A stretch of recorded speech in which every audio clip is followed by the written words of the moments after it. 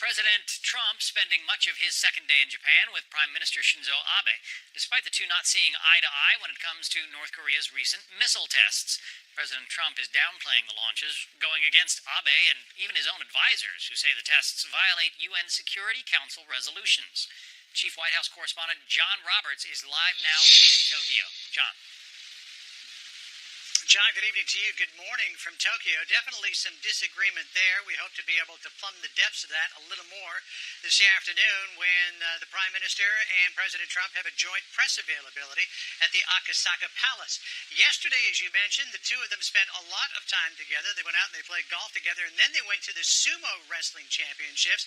There was President Trump, the First Lady, Prime Minister Shinzo Abe, and his wife Aki as they were watching the championships, the big bodies of the sumo wrestlers slamming together, the goal to get the other one out of the ring, just like that. And President Trump had the honor of presenting for the very first time the President's Cup. He presented that to a 25-year-old, 390-pound sumo wrestler named Asoyama. Here's what the President said as he was giving him the cup. In honor of your outstanding achievement as Sumo Grand Champion, I hereby award you the United States President's Cup, May 26, Reiwa 1, Donald J. Trump, President of the United States. Thank you.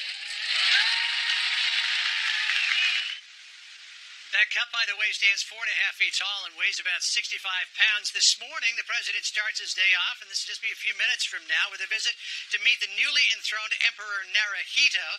President Trump being given the honor of being the first international leader to meet the new emperor. Then he has a series of bilateral meetings with Shinzo Abe, trade clearly at the center of that agenda. The President telling Fox News that he is going to wait until after elections in July in Japan to really push for a deal, when Abe believes he probably has a better chance of getting something through.